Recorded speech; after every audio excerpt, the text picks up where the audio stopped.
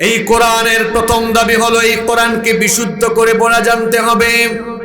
এটা হলো রব্বুল আলামিনের এক নম্বর আদেশ। আল্লাহ তাআলা কোরআনুল কারীমে বলেছেন ওয়ারাত্তিলিল কোরআনা তারতিলা, বিশুদ্ধ করে কোরআন পড়ো, তারতিলের সাথে, তাজবিদের সাথে, তাহসিনের সাথে সুন্দর করে কোরআন পড়তে হবে। এই আদেশটা যিনি দিয়েছেন তিনি কি? বিশুদ্ধ করে কেন আপনাদেরকে কোরআন পড়া জানতে হবে? কারণ হলো প্রত্যেক দিন আপনারা 5 ওয়াক্ত নামাজ আদায় করবেন। এই নামাজ আদায় করা ফরজ। নামাজ আদায় করা ফরজ যেমন নামাজের জন্য বিশুদ্ধ কোরআন তেলাওয়াত শেখাও হলো ফরজ। যদি আপনার তিলাওয়াত সহি না হয় তো আপনার সারা জীবনের নামাজ আদায় করবেন, কিন্তু ফলাফলটা হবে এমন, ওই যে পরীক্ষার খাতায় একজন ছাত্র প্রশ্নের আলোকে উত্তর দেয় নাই, এই জন্য 30 পৃষ্ঠা লেখার পরেও ফলাফল হয়েছে 0। আপনিও যদি শুদ্ধ করে কোরআন না পড়া 30 বছর নামাজ পড়েন, 30 বছরের নামাজের ফলাফল হয়ে যাবে 0। আমি যখন বিশ্ববিদ্যালয়ে পড়ি, একবার আমাদের এক উস্তাদ, এক প্রফেসর স্যারের বাসায় গিয়েছিলাম সন্ধ্যার পরে। তো স্যার চা খাওয়ালেন। চা খাওয়ায় বললেন, তোমরা আসছো, তোমাদেরকে মজার একটা জিনিস দেখাই। বললাম, স্যার কি দেখাবেন? তিনি খাতার বান্ডিল খুললেন, তখন সম্ভবত 3rd সেমিস্টারে পড়ে। বান্ডিল খুলে দেখালেন একটা ছেলের খাতা, সে প্রায় 50 থেকে 55 পেজের মতো লিখেছে। তো স্যার বললেন, দেখো আমি তাকে 1 নাম্বার দিয়েছি। বললাম, স্যার এত লেখা লিখলো 1 নাম্বার কেন? যা লিখছে সব ফালতু, প্রশ্নের সাথে উত্তরের কোনো সম্পর্ক নাই। তো বললাম, স্যার তাহলে 1 দিলেন যে? একটু দয়া করে দিয়েছে আর কি, এত পৃষ্ঠা লিখছে, তাকে তো 1 নাম্বার দয়া করে দেওয়া দরকার। তো এই যে প্রশ্নের আলোকে উত্তর না হলে যেমন 00 পাওয়া যায়, ঠিক তেমনি হক আদায় না করে অশুদ্ধ কোরআন পড়ে সারা জীবন নামাজ পড়বেন, এই নামাজের কোনো ভালো ফলাফল হবে না। একটা হাদিস শোনাই, একটা না কয়েকটা হাদিস আছে এরকম। আল্লাহ রসুলের একজন সাহাবী মসজিদে ঢুকে দেখলেন এক লোক নামাজ ভুলভাবে পড়ছে। সালাম ফেরানোর পরে তাকে বললেন, তুমি যে নামাজ এভাবে আদায় করলে, কত বছর ধরে এভাবে নামাজ পড়ো? 40 বছর ধরে পড়ি। তিনি বললেন, তুমি যদি 40 বছর এই তরিকায় নামাজ পড়ে থাকো, আল্লাহর কসম এটা রাসূলুল্লাহর তরিকা নয়, তোমার 40 বছরের 1 রাকাত নামাজ আল্লাহ কবুল করবে। কি বোঝা গেল? নামাজের 13টা ফরজ আছে, তার মধ্যে একটা ফরজ হলো বিশুদ্ধ করে কোরআন তেলাওয়াত জানা। শোনেন, আমরা বাংলা ভাষাভাষী মানুষ, তাই না? আমরা বাংলা ভাষাভাষী মানুষ হলেও আমাদের বাংলাদেশে অঞ্চল ভেদে আঞ্চলিক ভাষা আছে। যেমন আমার বাড়ি সিলেটে।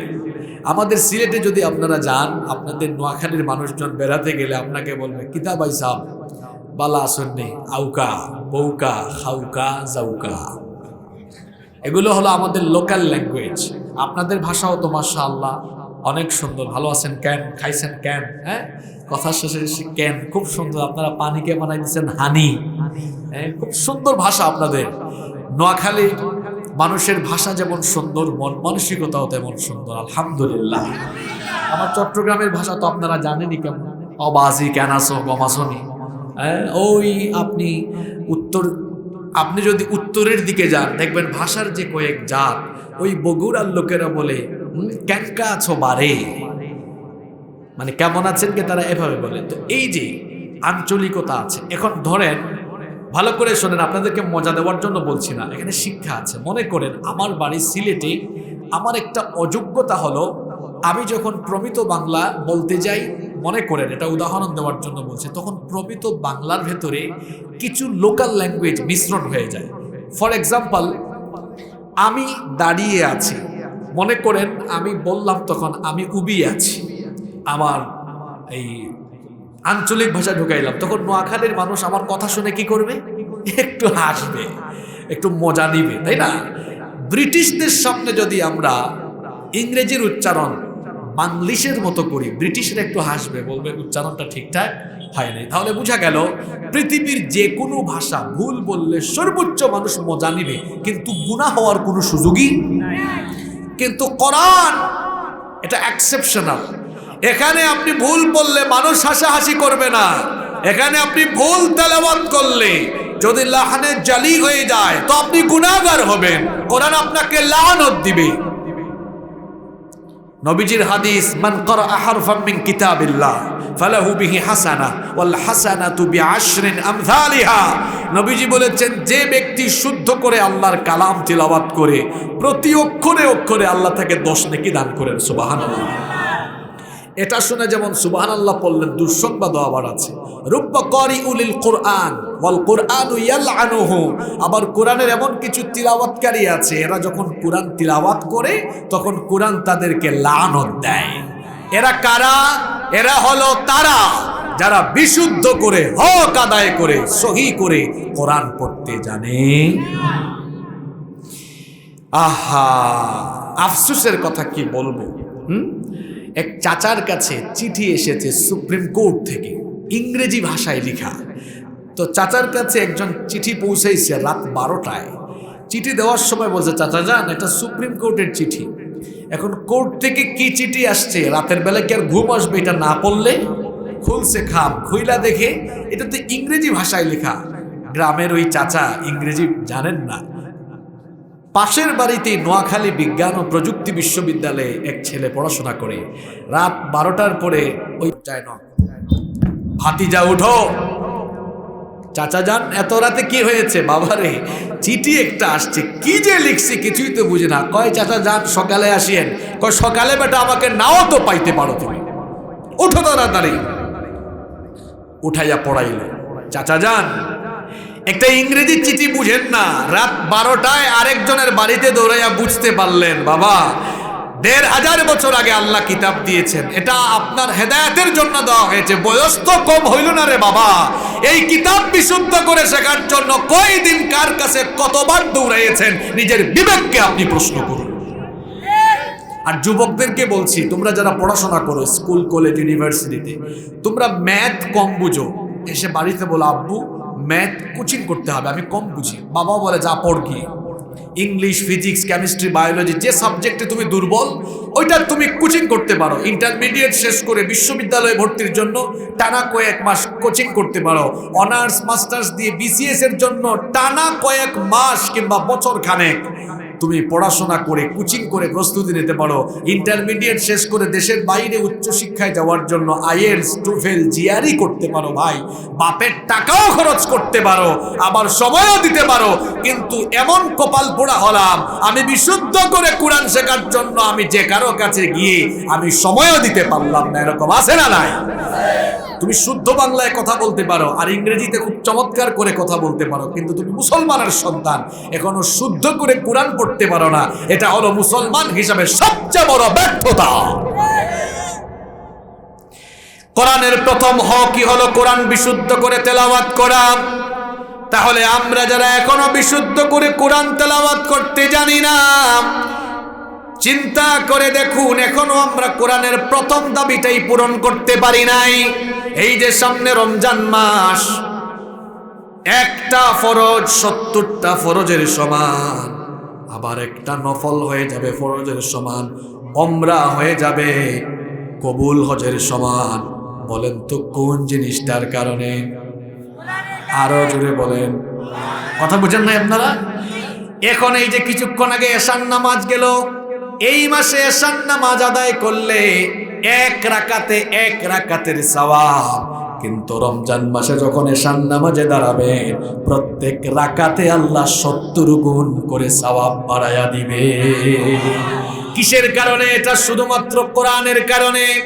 এই যে রমজান মাস আসতেছে, কপাল পোড়া অনেক মানুষ তখন ব্যবসার প্রস্তুতি নেয়, অনেক মানুষ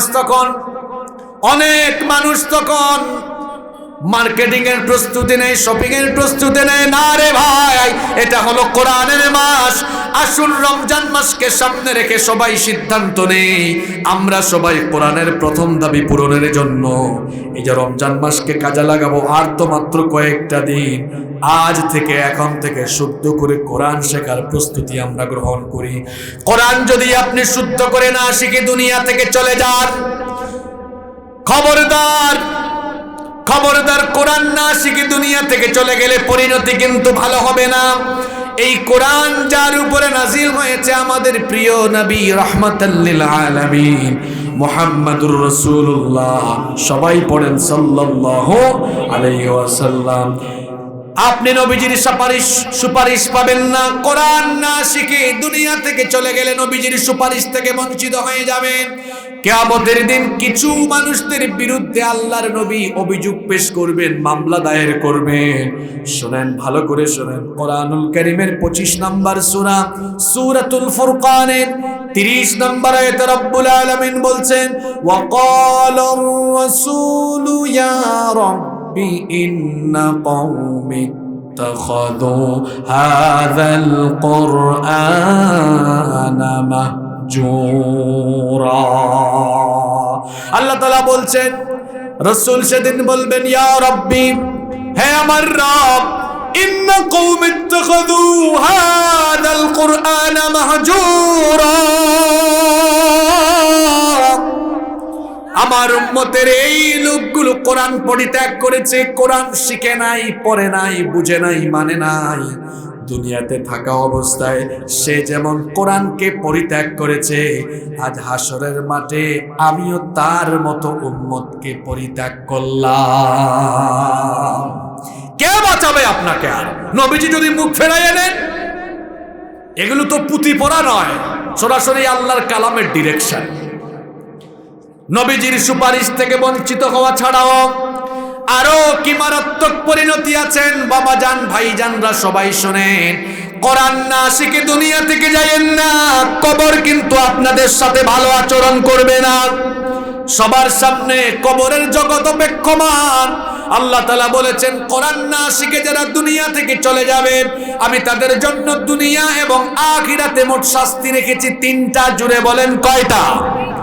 কোরআনুল কারীমের 20 নম্বর সূরা সূরাতুত তাহা এর 124 নম্বর আয়াত থেকে আল্লাহ তাআলা বলছেন, ওয়া মান আরাদা আন যিকরি ফাইন্না লাহু মাঈশাতান দানকা ওয়া নাহশুরুহু ইয়াওমাল কিয়ামাতি আমা।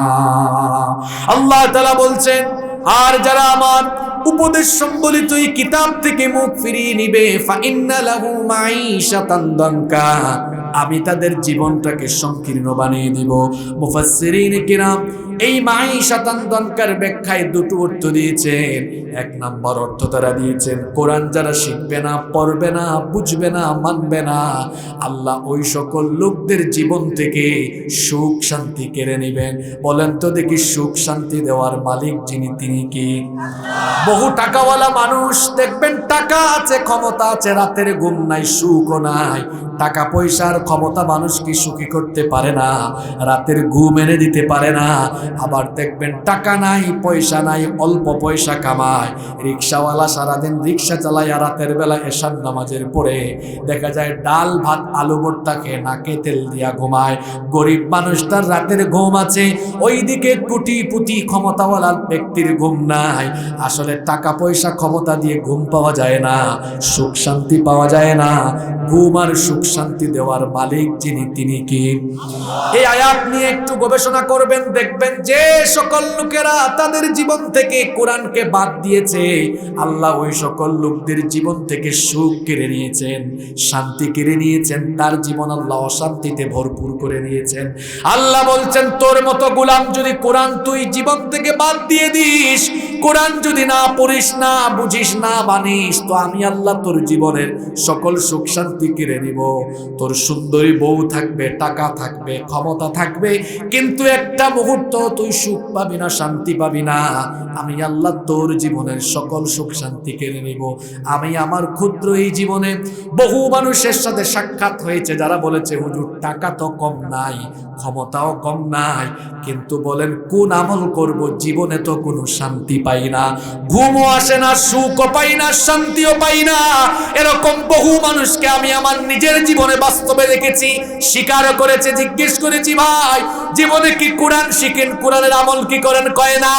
আমি বললাম, আগে কোরআন পড়েন, কোরআনের আমল করেন, দেখবেন কোরআন হচ্ছে একটা বরকতময় কিতাব। কোরআন পড়লে জীবনে বরকত যিনি দিবেন তিনি কে? যেই ঘরে কোরআনের তেলাওয়াত নাই সেই ঘরে বরকত নাই। যার জীবনে কোরআন নাই, কোরআনের আন্দোলন নাই, তার জীবনেও কোনো বরকত নাই। এজন্য জীবনে বরকত পেতে হলে, সুখ পেতে হলে, শান্তি পেতে হলে কোরআন আর কোরআনের আন্দোলনের সাথে থাকা লাগবে। দেখবেন কিছু মানুষের টাকা আছে, পয়সা আছে, সুখ নাই, শান্তি নাই, চেহারার মধ্যে সব সময় একটা বাজে বাজে ভাব দেখা যায়, আছে না নাই? কিন্তু দেখবেন কিছু মানুষ আছে অল্প স্বল্প খায়, কোরআনের সাথে আছে, কোরআনের আন্দোলনের সাথে আছে, চেহারাটা দেখলেই নুরানি নুরানি লাগে, আছে না নাই? কোরআনের সাথে না থাকলে আল্লাহর প্রথম শাস্তি হলো আল্লাহ দুনিয়ার সুখ কেড়ে নেবেন। মুফাসসিরগণ এই মাঈশাতান দনকার 2 নম্বর ব্যাখ্যা দিয়েছেন যে আল্লাহ তাআলা তার কবরটাকে সংকীর্ণ করে দিবেন। আর যারা কোরআন না শিখে, কোরআন না পড়ে, কিংবা কোরআনের আন্দোলনের বিরোধিতা করে কবরে যাবে, কবর কিন্তু ভালো আচরণ করবে না। ওই কবরে রাখার পরে 3.5 হাত কবর এত বেশি সংকীর্ণ হয়ে আসবে, কবরের 2 পাশের মাটি এমন ভাবে চাপ মারবে, চাপের ফলে এক পাশের পাঁজর গিয়ে অন্য পাশের পাঁজরের সাথে এভাবে ঢুকে যাবে। এই রকম করে ইলা ইয়াউমি ইউবাসুন, পুনরুত্থান দিবস পর্যন্ত তার উপরে এরকম শাস্তি চলবে। এটা হলো কোরআন না শিকার, কোরআন না মানার, কোরআনের আন্দোলনের বিরোধিতার 2 নম্বর শাস্তি। 3 নম্বর শাস্তি হলো আল্লাহ তাআলা বলছেন, ওয়া নাহশুরুহু ইয়াউমাল কিয়ামাতি আমা, ওই লোকগুলোকে আমি অন্ধ অবস্থায় কবর থেকে কিয়ামতের দিন উঠাবো। এরা যখন অন্ধ অবস্থায় কবর থেকে উঠবে তখন তারা আল্লাহকে বলবে, ক্বালা রাব্বি লিমা হাশারতানি আমা ওয়া ক্বাদ কুনতু বাসীরা। তারা বলবে, হে রব, কেন আমাকে অন্ধ করে দিয়েছো? যখন আমি দুনিয়ায় ছিলাম তখন তো চক্ষুষ্মান ছিলাম, চোখে দেখতাম, তাহলে আজ আমাকে কেন অন্ধ করে দিলে? আল্লাহ তখন বলবেন, কাযালিকা আতাতকা আয়াতুনা ফানাসিতাহা ওয়া কাযালিকাল ইয়াউমা তুনসা। আল্লাহ বলবেন, তুই যখন দুনিয়াতে ছিলে বান্দা, তোর ঘরে তোর হাতের নাগালে কোরআন ছিল, সব পড়েছিস, কোরআন পড়িস নাই, বুঝিস নাই, জীবনে কোরআন মানিস নাই, চোখ থাকিতে অন্ধ হয়ে গিয়েছিল, যেন তোরে আজকে কবর থেকে উঠানোর সময় কানা বানায় দিয়েছি। আর সব দুনিয়াতে থাকা অবস্থায় তুই যেমন কোরআনকে ভুলে গিয়েছিলে, আজ হাসরের মাঠে তোর মতো গোলামকে আমি আল্লাহ ভুলে গেলাম। কে বাঁচাবে আর আপনাকে? নবীজিও সুপারিশ করলেন না, মুখ ফিরাইয়া নিলেন, আমার আল্লাহও মুখ ফিরাইয়া নিলেন। বাঁচার কোনো উপায় থাকবে? কথা কন না কেন, বাঁচার উপায় থাকবে? আজকে এখন এই মুহূর্তে সিদ্ধান্ত নিন, যারা এখনো কোরআন শিখি নাই, কোরআনের প্রথম দাবি পূরণের জন্য এই রমজান মাস শুরু হওয়ার আগেই আমরা কোরআন বিশুদ্ধ করে শেখার প্রাণপণ চেষ্টা চালায় যাব। পারবেন তো ইনশাআল্লাহ? প্রতিটি গ্রামে গ্রামে, এলাকায় এলাকায় কোরআন শিক্ষা কেন্দ্র চালু করতে হবে। যুবকদেরকে উদ্যোগ নিতে হবে, যে যে এলাকায় আছেন কোরআন শিক্ষা কেন্দ্র চালু করেন। রমজান মাসে কোরআনের মাস সামনে আসতেছে, প্রত্যেকটা এলাকায় এলাকায় আপনারা কোরআন শিক্ষা কেন্দ্র, কোরআন প্রশিক্ষণ কেন্দ্র চালু করুন, যাতে করে যারা কোরআন শিখে নাই এরা যেন কোরআন শিখতে পারে। কোরআন না শিখলে নামাজ শেষ, কোরআন না শিখলে আখিরাত শেষ, কবরে শাস্তি হবে, কিয়ামতে শাস্তি হবে। আমরা জান্নাতে যাওয়ার জন্য, আল্লাহর ক্ষমা লাভের জন্য এই কোরআন শেখার দরকার আছে না নাই? আমি জানি এখানেও আমরা অনেকে আছি শুদ্ধ করে কোরআন পারি না। আসুন সিদ্ধান্ত নেই আমরা কোরআন শিখবো। যুবকরা সিদ্ধান্ত নাও, ভাইয়েরা, তোমাদের বয়স তো কম হলো না। আমি যখন ইউনিভার্সিটিতে পড়তাম, আহারে, তখন দেখতাম LLB-তে পড়ে, BBA-তে পড়ে, CSC-তে পড়ে, ত্রিপলিতে পড়ে, ETE-তে পড়ে, ইংলিশে, ফার্মাসিতে, বিভিন্ন ডিপার্টমেন্টে ছেলেরা পড়ে, কি সুন্দর করে ইংরেজিতে বক্তৃতা দেয়, কিন্তু শুদ্ধ করে কোরআন পড়তে পারে? আহা, আমার আফসোস লাগে। নিশ্চয়ই তার মা বাপ ছোটবেলায় তাকে কোরআন শিখায় না। এখানে যত গার্ডিয়ানরা এসেছেন, বাবাজানরা, শোনেন, ছোটবেলায় আপনার সন্তানকে আগে কোরআন শেখাবেন, ওয়া ক খ ABCD পড়ে আলিফ বা তা তা শেখাবেন সবার আগে। দিনই শিক্ষা দিয়ে তাকে ডাক্তার বানান, এটা মানবতাবাদী ডাক্তার হবে। আর ছোটবেলায় দিন শিক্ষা না দিয়ে, কোরআন শিক্ষা না দিয়ে ডাক্তার বানাবেন তো এটা কসাই ডাক্তার হবে। ছোটবেলায় কোরআন না শিখাইয়া তাকে ইঞ্জিনিয়ার বানাবেন, এটা রডের জায়গায় বাঁশ ঢুকাইয়া দেওয়া ইঞ্জিনিয়ার হবে। ছোটবেলায় কোরআন শিখাইয়া দিন শিখাইয়া ইঞ্জিনিয়ার বানাবেন, এটা যোগ্য চরিত্রবান দেশপ্রেমিক পরহেজগার ইঞ্জিনিয়ার হবে। ছোটবেলা কোরআন না শিখাইয়া এরপরে অ্যাডভোকেট বানাবেন, ব্যারিস্টার বানাবেন, দেখা যাবে হে এমন ব্যারিস্টার হবে নিরপরাধীকে ফাঁসির কাস্টে ঝুলাবে আর অপরাধীকে নিরপরাধী বানায় ছেড়ে দিবে। আর যদি কোরআন শিখে তো সত্যের পক্ষে, সুন্দরের পক্ষে, ন্যায়ের পক্ষে কাজ করবে। ঠিক কিনা বলেন? দেখেন না এক আপা আছে ফডর ফডর ফডর ফডর বেশি করে, তার মা প্রেস কনফারেন্স করে বলেছে তার মাকে সে বাড়ি থেকে বের করে দিয়েছে। এক ব্যারিস্টার আছে না এরকম? ছোটবেলা বাচ্চাদেরকে কোরআন শেখাবেন, নইলে বড় অফিসার হবে, সব চিনে ফেলবে, মা বাপ চিনবে না। নোয়াখালী এই ধর্মপুরে ফালায় রাখবে, সে ঢাকায় ফ্ল্যাট নিয়ে থাকবে, আর আপনার জন্য অল্ড হোম বৃদ্ধাশ্রম তখন অপেক্ষা করবে। যদি সন্তানের খেদমত পেতে চান, সন্তানের কাছ থেকে যদি আপনি খেদমত পেতে চান, সন্তানকে ছোটবেলা আগের দিনে শিক্ষা দিবেন, কোরআন শিখাবেন, এরপরে তাকে আপনি সায়েন্সে পড়ান, কমার্সে পড়ান, ও লেভেলে এ লেভেলে পড়ান, এটার বেলাইনে যাবে না, কারণ ছোটবেলা লাইনে তুলে দিচ্ছে, বেলাইনে যাওয়ার সুযোগ নাই। আর যখন আপনি স্টার্টিংটা করবেন বেলাইন দিয়ে, হে বেলাইনেই যাবে, আর লাইনে আসার সুযোগ থাকবে। জন্য সন্তানগুলোকে আমরা কোরআন শেখাবো। রাজি আছেন তো? এক নাম্বার দাবি, এই কোরআনকে শুদ্ধ করে পড়া জানতে হবে। নাম্বার 2, আমাদের প্রতি কোরআনের 2 নাম্বার দাবি হলো, যখন আপনি কোরআন শুদ্ধ করে শিখে ফেলবেন, 2 নাম্বার করণীয় হলো এই কিতাব আপনি বেশি বেশি তিলাওয়াত করবেন। আল্লাহর নবী এবং সাহাবীরা এই কোরআনকে বেশি বেশি তিলাওয়াত করতেন, এত বেশি তিলাওয়াত করতেন, কোন সাহাবী তাহাজ্জুদের নামাজে দাঁড়িয়ে কোরআনের কয়েক পারা পর্যন্ত পড়ে ফেলতেন, লম্বা সময় তারা তেলাওয়াত করতেন। কোরআন তেলাওয়াতে তারা মজা পেতেন। কোরআনের তেলাওয়াত আজকে আমাদের ঘর বাড়ি থেকে বিদায় হয়ে গিয়েছে। আগে ছোট্টবেলা আমরা দেখতাম ফজরের নামাজের পরে আমরা দেখেছিলাম প্রত্যেকটা বাড়িতে বাড়িতে কোরআন তেলাওয়াতের আওয়াজ শোনা যেত। এখন ম্যাক্সিমাম বাড়িতে দেখা যায় ফজরের নামাজের পরে শুধু নাক ডাকানোর আওয়াজ শোনা যায়। কোরআন তেলাওয়াত কি করবে? ফজরের নামাজ না পড়ে ঘুমায় আছে এমন মুসলমানও আছে না নাই? যে ব্যক্তি দিনের শুরুটা ফজরের নামাজ দিয়ে করতে পারে না, সে তো দিনের শুরুটা আল্লাহর গোলামি করতে পারলো না। আমাদেরকে আল্লাহর গোলামির পথে বাধা দেওয়ার জন্য প্রাণপণ চেষ্টা করে একজন, তার নাম হলো শয়তান। আমরা যখন ফজরের নামাজে যাই না তখন খুশি হয় যে তার নাম হলো শয়তান। তাহলে আজকে যারা ফজরের নামাজ কাজা করলাম, সিএনজির পেছনে লেখা থাকে বিবেক মানুষের সর্বোচ্চ আদালত। এটা কোনো হাদিস নয়, তবে কথা 100% বাস্তবসম্মত। তো বিবেক যদি মানুষের সর্বোচ্চ আদালত হয়, বিবেককে প্রশ্ন করে দেখেন, ফজরের নামাজ কাজা কইরা আজকে যারা দিন শুরু করলাম, আমরা কি আল্লাহর গোলামি করে দিন শুরু করলাম নাকি শয়তানের গোলামি করে দিন শুরু করলাম? নামাজ হলো ইসলামের ইবাদতের মাথা।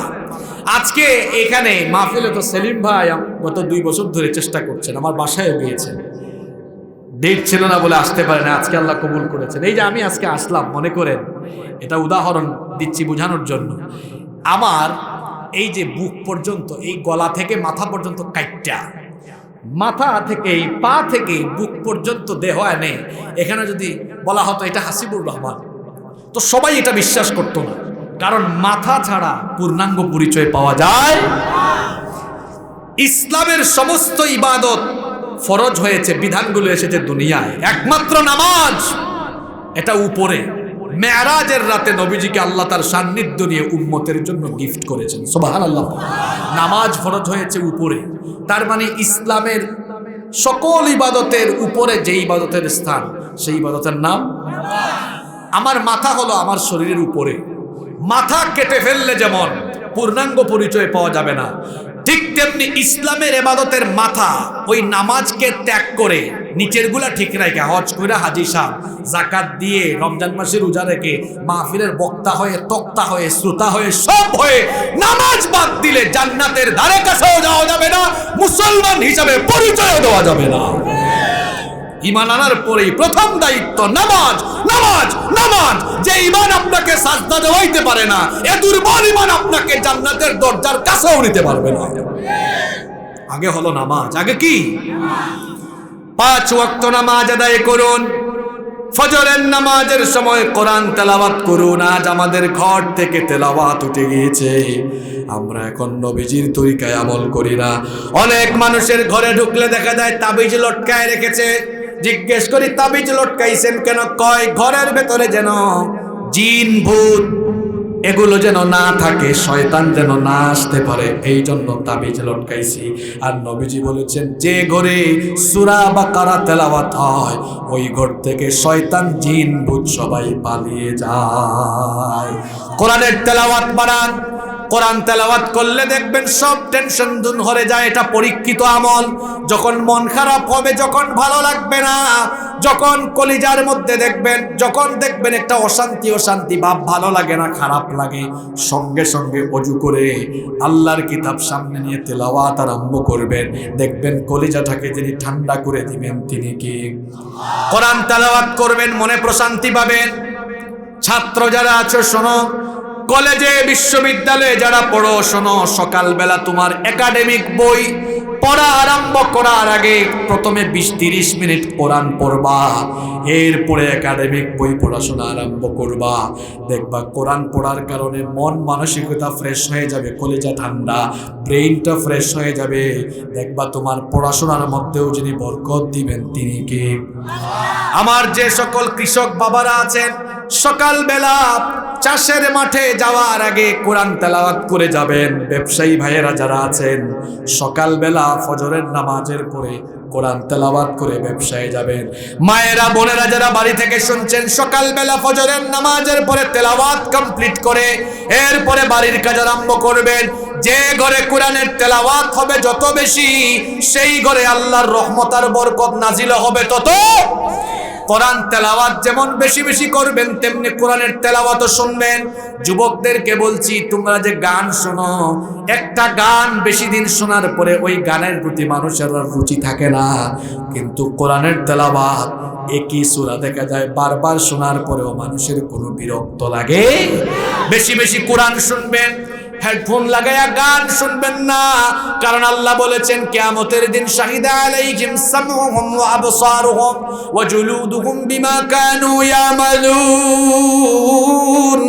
আল্লাহ বলেছেন কিয়ামতের দিন তোমাদের কান কথা বলবে। এই কানের অপব্যবহার করে গান বাজনা শুনলে কান সেদিন আল্লাহর কাছে সব ফাঁস করে দিবে। আর কোরআনের তেলাওয়াত শুনলে এই কানও সাক্ষী দিবে, আল্লাহ তোমার বান্দা কোরআন শুনেছে। এজন্য কোরআনের 2 নাম্বার দাবি হলো বেশি বেশি আমরা কোরআন পড়বো, কোরআন আমরা শুনবো ইনশাআল্লাহ। কোরআনের 3 নাম্বার দাবি হলো আপনি কোরআন শিখেছেন, কোরআন তেলাওয়াত করছেন। 3 নাম্বার দাবি হলো এবার আপনি কোরআন শিখাবেন। তবে কোরআন শেখানোর বেলায় আপনার অধীনস্থদেরকে আগে আপনি প্রাধান্য দিবেন। আপনি হাজবেন্ড, আপনি আপনার স্ত্রীকে কোরআন শেখানোর ব্যবস্থা করুন।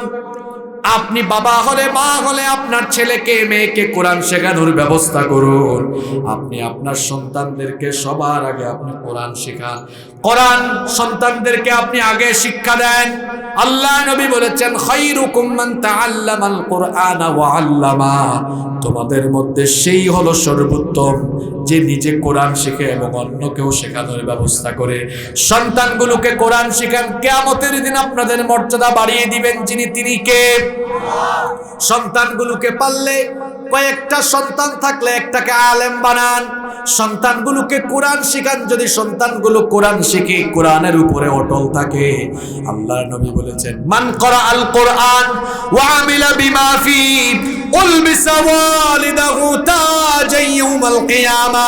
আল্লাহর নবী বলেছেন যে ব্যক্তি কোরআন পড়ে কোরআন অনুযায়ী আমল করবে, আল্লাহ ওই ব্যক্তির মা বাবাকে কিয়ামতের দিন আল্লাহ তাআলা ডেকে ডেকে তাদের মাথার মধ্যে নূরের তাজ আল্লাহ পরিধান করাবে। এজন্য ঘরের সবাইকে কোরআন শেখাবেন তো ইনশাআল্লাহ। নাম্বার 4, আমাদের প্রতি কোরআনের 4 নম্বর দাবি হলো যথাসাধ্য এই কোরআন হিফজ করবেন, মুখস্থ করবেন। আমাদের পুঁজি হলো আল্লাহকুমুত তাকাসুর ইলা কুল আউযু বিরাব্বিন নাস, মানে আল্লাহকুমুত তাকাসুর থেকে কুল আউযু বিরাব্বিন নাস, এর বাইরে কোনো পুঁজি। আহা, কোরআন আপনি যত পারেন তত মুখস্থ করেন। এতটুকু নিয়ে বসে আছেন কেন? কোরআনের সুন্দর সুন্দর সূরাগুলো মুখস্থ করেন। সূরা রহমানটা মুখস্থ করে ফেলেন, সূরা ইয়াসিনটা মুখস্থ করে ফেলেন, সূরা ওয়াকিয়া মুখস্থ করেন, সূরা মুলক মুখস্থ করেন। এগুলো বড় ফজিলতের সূরা। আল্লাহর নবীর আমল ছিল, নবীজি প্রত্যেক রাতে ঘুমানোর আগে সূরা মুলক তেলাওয়াত করে ঘুমাতেন। মাত্র 30টা আয়াত, 30 দিনে 30টা আয়াত কিন্তু চাইলে শেখা যায়। সূরা মুলকের ফজিলত তো বেশি। আল্লাহর নবী বলেছেন, যে ব্যক্তি প্রত্যেক রাতে ঘুমানোর আগে সূরাতুল মুলক তেলাওয়াত করে ঘুমায়, আল্লাহর ওই বান্দা যদি ঘুমের মধ্যে মারা যায়, আল্লাহ তাআলা তাকে কবরের শাস্তি থেকে বাঁচায়া দিবে। সূরা মুলক মুখস্থ করেন, আয়াতুল কুরসি মুখস্থ করেন। কারণ নবীজি বলেছেন, মান করা আয়াতুল কুরসি দুবুরা কুল্লি সালাতিন মাকতুবা লাম ইয়ামনাহু মিন দুখুলিল জান্নাতি ইল্লাল মাউত। যে ব্যক্তি প্রত্যেক ফরজ নামাজের পরে আয়াতুল কুরসি তেলাওয়াত করে আর এর ভেতরে থাকা বিষয়গুলো যারা নিজের জীবনে বাস্তবায়ন করে, ওই লোকগুলো জান্নাতে যাওয়ার জন্য মৃত্যু ছাড়া কোনো বাধা থাকে না, মরে না, এই জন্য জান্নাতে যায় না। মরে গেলেই তাকে জান্নাত যিনি দিয়ে দিবেন তিনি কি? বেশি বেশি কোরআন মুখস্থ করার একটা ফায়দা আছে। কিয়ামতের দিন আল্লাহ বান্দাদেরকে ডেকে বলবেন, ইকরা ওয়ারতাকি ওয়ারাত্তিল কামা কুনতা তুরাত্তিল ফিদ দুনিয়া ফাইন্না মানজিলাতাকা ইনদা আখিরি আয়াতিন তাকরাউহা। অর্থাৎ আল্লাহ বলবেন, ও বান্দা তুমি কোরআন পড়ো, দুনিয়াতে যেভাবে কোরআন পড়তে, কোরআন তেলাওয়াত করো, আর জান্নাতের সিঁড়ি বেয়ে বেয়ে জান্নাতের উঁচু স্তরে আরোহণ করতে থাকো। বান্দারে, যে জায়গাতে গিয়ে তোমার কোরআন পড়া থামবে, ওই জায়গাতেই জান্নাতে তোমার ঠিকানা হয়ে যাবে। তাহলে কোরআন যত বেশি মুখস্থ করবে, কিয়ামতের দিন তত বেশি মর্যাদা বাড়বে না কমবে? আহা, তাহলে যাদের ছেলেরা হাফেজ আর যারা হাফেজ হয়েছে এরা কত ভাগ্যবান, চিন্তা করেন। আল্লাহু আকবার। কোরআন মুখস্থ করার একটা টেকনিক দিয়ে যায়, যুবকরা শোনো, এটা টেকনিক দিয়ে কিভাবে কোরআন মুখস্থ করা যায়। মনে করেন আপনি সূরা রহমান মুখস্থ করবেন, একদিনে 1 আয়াত মুখস্থ করা কি কঠিন?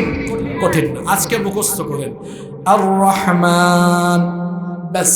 আগামীকালকে মুখস্থ করেন আল্লামাল কোরআন, পরের দিন মুখস্থ করেন খালাকাল ইনসান, পরের দিন আরেক আয়াত মুখস্থ করেন আল্লামাহুল বায়ান। কয় আয়াত হইল? এরপরে আরো এক আয়াত শিখেন, আশ-শামসু ওয়াল কমারু বিহুসবান। ষষ্ঠ দিন আরেক আয়াত শিখেন, ওয়ান নাজমু ওয়াশ-শাজারু ইয়াসজুদান। এবার একটা কাজ করেন, এই ষষ্ঠ দিন থেকে 6টা আয়াত প্রতি ওয়াক্তের নামাজে অ্যাপ্লাই করেন। কেন?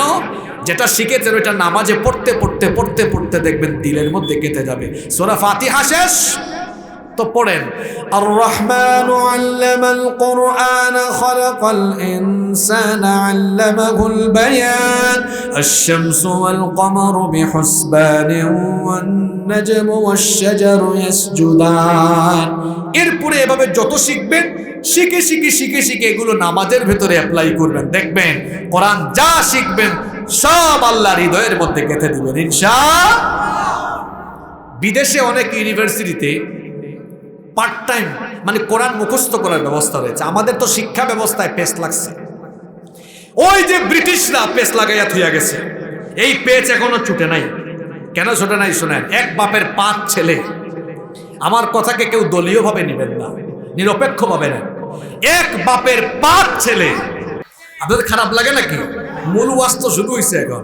এক বাপের 5 ছেলে, একটা পড়ছে কৌমিতে, একটা পড়ছে আলিয়াতে। স্কুলে আসি পরে এই যে কৌমি আলিয়ার দ্বন্দ্ব বাংলাদেশে আছে না নাই?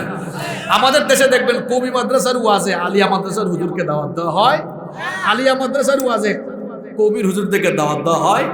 তবে যেটা দেখেছি আলিয়া মাদ্রাসার ওয়াজে অথবা আলিয়ার কোনো প্রোগ্রামে কওমি ভাইদেরকে দাওয়াত দেওয়া হয়, কিন্তু আমি কওমি মাদ্রাসার মাঝে মাঝে দেখেছি বেশিরভাগ জায়গায় আলিয়ার ভাইদেরকে। ভাইরা আমরা মেনে নিচ্ছি আপনারা বেশি পড়েছেন আমাদের থেকে, মেনে নিচ্ছি আমরা, কিন্তু সব আপনারাই জানেন আর কেউ কিচ্ছু জানে না এমনটা ভাবা, এটা হলো অহংকারী মনোভাব। আর অহংকারী মনোভাব এটা শয়তানি মনোভাব, এটা হলো ফেরাউনি, এরপরে নমরুদি, এটা হলো শয়তানি মনোভাব, শয়তানি চরিত্র। অহংকার করা কোনো মানুষের মানায় না, ঠিক কিনা বলেন? আমরা যদি গুতাগুতি করি তো কাফেররা, ইসলাম বিরোধীরা মজা নিবে। কয়েকদিন ধরে এখন কালিমা নিয়ে হুজুররা যা করতেছে, আমারে কয় আপনি কিছু বলেন না কেন? আমি বলি এইসব বিষয় নিয়ে আমি কেন কথা বলবো? গোবর যেখানে আছে, গোবরের মধ্যে গিয়া যদি নাড়াছাড়া মারেন, দুর্গন্ধ আরো ছড়াবে না দুর্গন্ধ কমবে? আপনারা কি করতেছেন এগুলো? যারা ফেসবুকে লিখতেছেন ভাই প্লিজ বন্ধ করেন।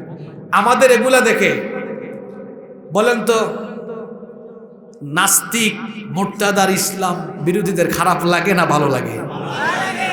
কি ভদ্র মানুষ আপনারা, এটা বুঝেন, বুঝার পরে কাম করেন। এই হুজুরের ভিডিও ওই হুজুরের ভিডিও আইনা যেগুলা করেন আর কমেন্ট করেন, লেখালেখি করেন, শোনেন আমাদের কোনো ভাই ভুল করে ফেলেন।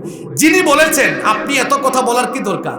আরে যিনি বলে ফেলেছেন ওনাকে নিয়ে এত কথা বলার দরকারই নাই, কারণ হলো উনি তো নাসুহা কি ওইটাও জানেন না। তো তিনি বলে ফেলেছেন, পাত্তা দেওয়ারও দরকার নাই। শুনেন, মান সাকাতা ফাকাদ নাজাহা, যে চুপ থাকে সে সফল। সব সময় কথা বললেই মানুষ বিজয়ী হয় না, মাঝে মাঝে চুপচাপ থাকলেও মানুষ সফল হয়, ঠিক কিনা বলেন? এসব বাড়াবাড়ি বন্ধ করেন। আলিয়ার ভাইদেরকেও বলবো আপনারা বন্ধ করেন। দ্বীনি আন্দোলন যারা করেন আপনারাও বন্ধ করেন। কেন বন্ধ করবেন? আমাদের মধ্যে যদি এরকম থাকে ওরা খুশি, আমরা এমন কিচ্ছু করবো না যাতে করে তারা হাসাহাসি করবে, এই সুযোগ আমরা তাদেরকে দিতে পারি না। আমাদের কোনো ভাইয়ের ভুল হলেও এটা পর্দার ভিতরে আমরা সংশোধন করবো, বাইরে নয়। ওদেরকে হাসাহাসির সুযোগই দেওয়া হবে না, ঠিক তো কম? তো এগুলা করেন কেন আপনারা? মনে রাখবেন, যে যতটুকু করবে সে ততটুকুর ফল। যিনি এই কথা বলেছেন তিনি আমার মনে হয় সকল নবীদের জীবনী পড়ছেন কিনা আমার সন্দেহ আছে। কেন এই কথাটা বললাম? এবং আমরা বলবো মুরব্বী কোনো আলেম থাকলে উনারে ধরেন। উনি তো নিজের মুখে বলেন আমি 365 দিন মাহফিল করি। শ্রদ্ধাভাজন ভাই, আপনি 365 দিন মাহফিল করলে পড়ান কোন সময়? তো পড়াশোনা করেন।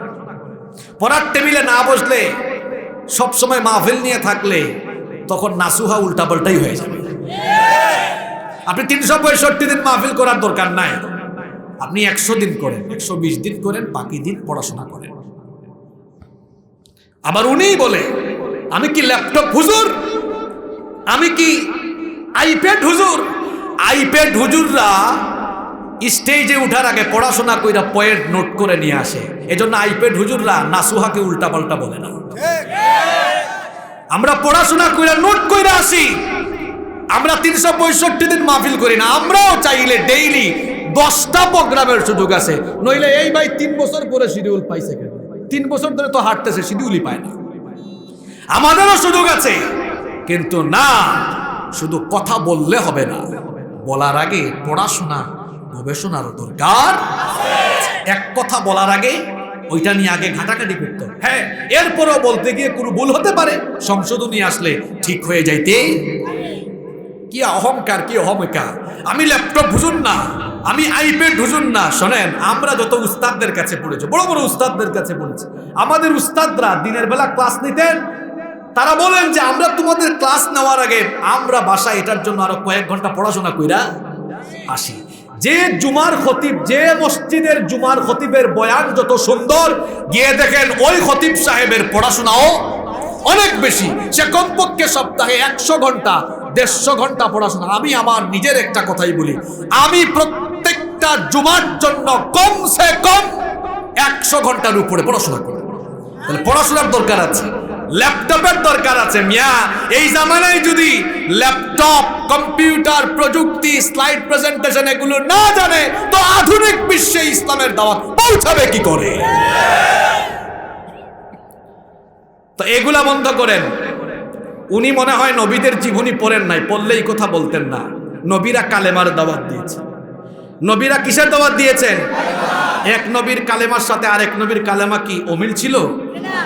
আদম নবী বলেছেন লা ইলাহা ইল্লাল্লাহ, আদম সফিয়ুল্লাহ। ইব্রাহিম নবী বলেছেন লা ইলাহা ইল্লাল্লাহ, ইব্রাহিম খলিলুল্লাহ। মুসা নবী বলেছেন লা ইলাহা ইল্লাল্লাহ, মুসা কালিমুল্লাহ। ঈসা নবী বলেছেন লা ইলাহা ইল্লাল্লাহ, ঈসা রূহুল্লাহ। আমার নবী বলেছেন লা ইলাহা ইল্লাল্লাহ, মুহাম্মাদুর রাসূলুল্লাহ সাল্লাল্লাহু। সব নবীর কালেমা এক না আলাদা? সব নবীর কালেমা এক। মায়ের খায় নাই দুইজন। কয়জন? দুইজন। আরো জুড়ে বলেন কয়জন? রক্ত ঝরে নাই কয়জনের? কোন দুইজন? আদম। উনারে কে মারবে? সব মানুষের বাপ উনি। কারো ক্ষমতা আছে মারা? আরেকজন আছেন, নাম কি? হ্যাঁ মাশাআল্লাহ, এদিক থেকে কে জবাব দিয়েছে? সুলাইমান। উনারে কে মারবে? 13 বছর বয়স থেকেই সিংহাসনে। 13 বছর বয়স থেকেই কি? আরেক শ্রেণীর অজ্ঞ জাহেল আছে, কয় ধর্মের সাথে রাজনীতির সম্পর্ক নেই। বেটা গাধা, কুরআন ভালো করে পুইরা দেখ। যদি সম্পর্ক না থাকতো, পৃথিবীর বহু সংখ্যক নবীরা নবুয়তার হুকুমত একসাথে তারা করেছেন, ঠিক কিনা বলেন? কয়জন নবীর নাম বলতাম? ইউসুফ, ইউসুফ, সুলাইমান, দাউদ। আমি এত নবীর উদাহরণ দিয়ে কি করব? আমার নবীর কথা বলছি, মুহাম্মাদুর রাসূলুল্লাহ সাল্লাল্লাহু আলাইহি ওয়াসাল্লাম। রাষ্ট্র চালাইছেন কয় বছর? পাবলিক জানে না কয় বছর? 10 বছর। কয় বছর? আজকে আফসারি ভাই হইলে যে কি বলতো এখানে, আমি তো ওরকম রসিকতার সাথে বলতে পারি না। 10 বছর চালাইছে, এরা জানে না, হয়তো বলতো এরা সিটিং জানে না। কয় বছর চালিয়েছেন? খোলাফায়ে রাশেদা কুরআন দিয়ে চালাইছেন কয় বছর? হ্যাঁ 30 বছর। কত বছর? এগুলো আমাদের জানা নাই। তো বলছিলাম ওই ভাই এই যে কালেমা নিয়ে এগুলো বলেন, ওই ভাইকে বলবো আপনি একটু পুরা দেখেন তো, এই দুই নবী ছাড়া কোন নবী পিঠা খান নাই, কোন নবীর রক্ত ঝরে নাই, কোন নবী কালেমার জন্য রক্ত দেন নাই? পৃথিবীতে এই দুইজন নবী ছাড়া সকল নবীরা এই কালেমার জন্য রক্ত দিয়েছেন, ঠিক কিনা? জন্য বলেছি আপনি 365 দিন ওয়াজ বাদ দেন, আপনার আরো ভালো করে পড়া দরকার। আর যদি এত বেশি পড়তে না পারেন তো কাসাসুল কোরআন পড়েন, কাসাসুল আম্বিয়া পড়েন। আল্লামা ইবনে কাসির রাহিমাহুল্লাহ লেখা, পারলে কাসাসুল কোরআনটা পড়েন, আরবিতে লেখা সুন্দর কিতাব, পুরাটা পড়েন আগাগুড়া। দেখেন কালেমার জন্য কি হয়েছে, কি উদ্ভট কথাবার্তা। একজন আলেমের মুখ থেকে এগুলো মানায় না। আর উনি বলে ফেলেছেন, উনি এখান থেকে ফিরে না আসলে উনি আরো পচবেন। আপনারা যারা আছেন এগুলা বন্ধ করেন। আমরা আমাদের মধ্যে কাদা ছোড়াছুরি করতে চাই। একজন গান লিখছে মিশরের ইতিহাসকে নিয়ে, আরেকজন টেনে নিছে তার উপরে। ব্যাপারটার জন্য এমন, গত কয়েকদিন আগে আমার একটা ঘটনা মনে পড়ছে, আমি বলবো। আমি ওয়াচ করতেছি মুসা নবীর কাহিনী। তো মুসা নবীর কাহিনী আসলে ফেরাউনের কথা আসে না? আমি ফেরাউনের কথা বলতেছি, এক ভাই স্টেজের মধ্যে কয়, হুজুর প্রাসঙ্গিক কিছু বললেন না। কি বলছে? কয় আমাদের আশপাশের কিছু বললেন না। আমি কইলাম ভাই আলোচনা করি ফেরাউনে, আর আপনি বললেন আশপাশের কিছু বললেন না। ফেরাউনের কাজ কাম আপনার সাথে আপনি মিলান কেন? এরকম কিছু মানুষ আছে না নাই? ফেরাউনের কথা বললে মন খারাপ, তার মানে ফেরাউন নাই, কিন্তু ফেরাউনের স্টাইল, ফেরাউনের পদ্ধতি, ফেরাউনের চরিত্র ধারণ করে এমন মানুষ আমাদের আশেপাশে এখনো আছে। নইলে তার লাগে কেন? আল্লাহ আমাদেরকে হেদায়েত দেন। তাহলে কোরআনের 4 নাম্বার দাবি বলছিলাম, আমরা কোরআন যথাসাধ্য কি করব ভাইয়েরা? মুখস্থ করব। মনে আছে তো পয়েন্টগুলো? 1 নাম্বার কোরআন বিশুদ্ধ করে তিলাওয়াত শিখতে হবে। 2 নাম্বার বেশি বেশি তেলাওয়াত করা এবং শোনা। 3 নাম্বার অপরকে কোরআন শেখানো। 4 নাম্বার যথাসাধ্য কোরআন মুখস্থ। 5 নাম্বার কোরআন বুঝা। এটা তুতা পাখির মতো পড়লে চলবে না। ইচ্ছা তো আরেকটা মনে পড়ে গেছে, বলবো? তুতা পাখির মতো কোরআন পড়ার পরিণতি এক সুদখোর। আমাদের দেশে দেখবেন অনেক মসজিদ আছে নামাজে হে মুসল্লি সামনের কাতারে, আবার সুদ খাওয়ার বেলায়ও সামনের কাতারে, ঘুষেও সামনের কাতারে, নামাজেও ইমাম সাহেবের পিছনে। ব্যাপার কি?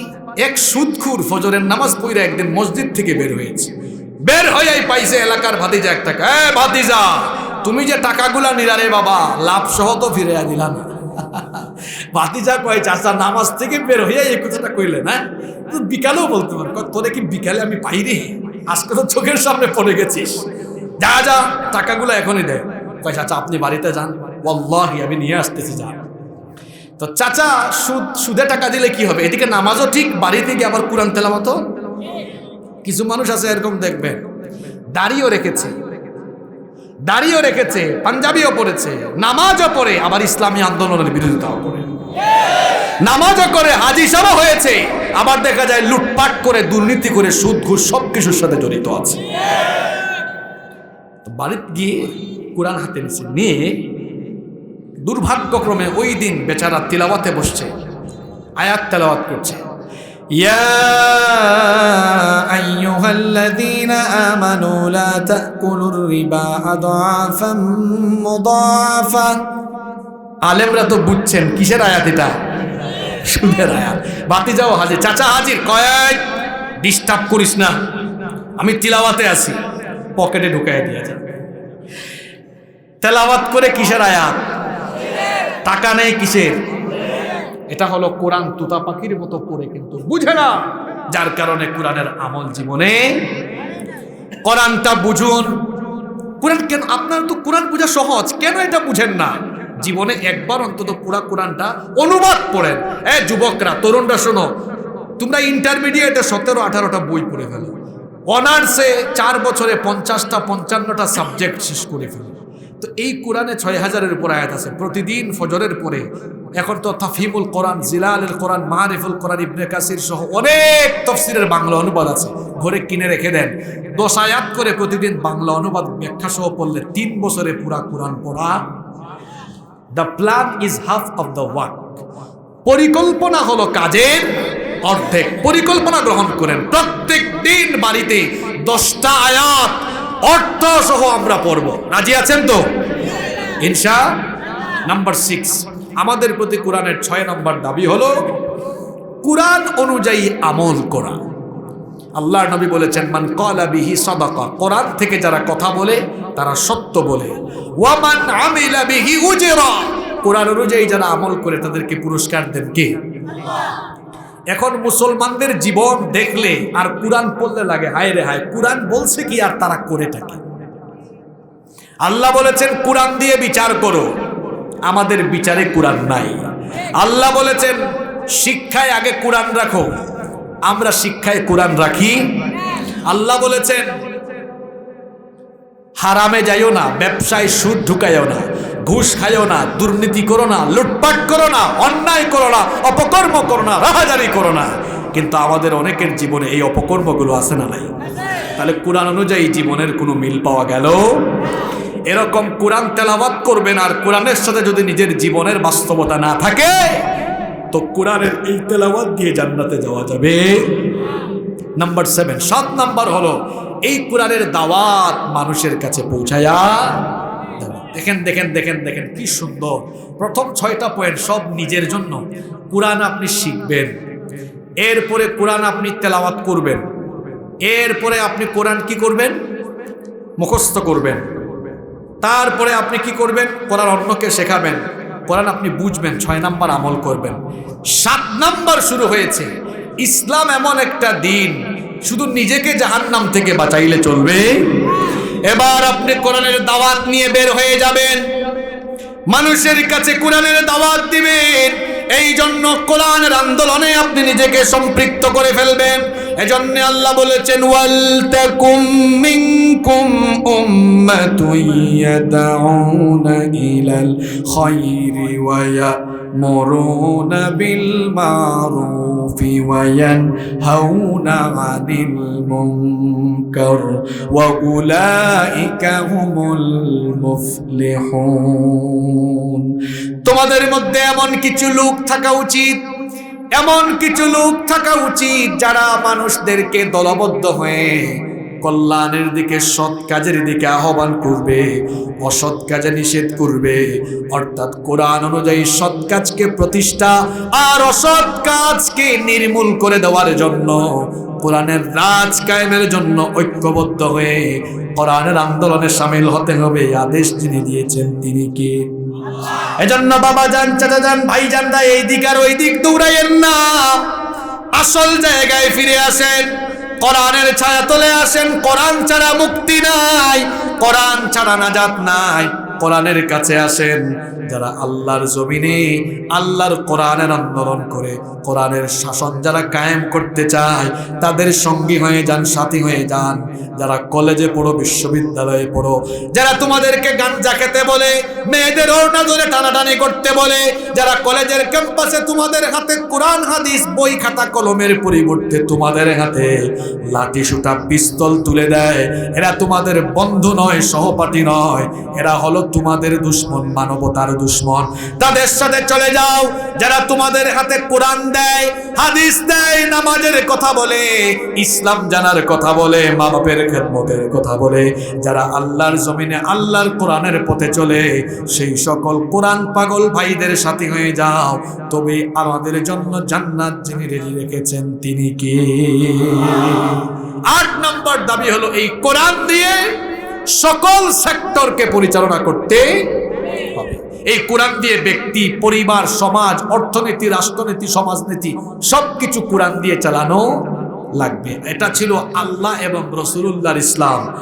আল্লাহর নবী মসজিদে নববীতে যেমন ইমামতি করেছেন, তেমনি 10টি বছর তিনি কোরআন দিয়ে মদিনাকে শাসন করেছেন। এখন আমরা আমাদের সমাজ থেকে কোরআন বাদ দিয়েছি, এজন্য শান্তি নাই, সুখ নাই। সুখ আসবেও না, শান্তি আসবেও।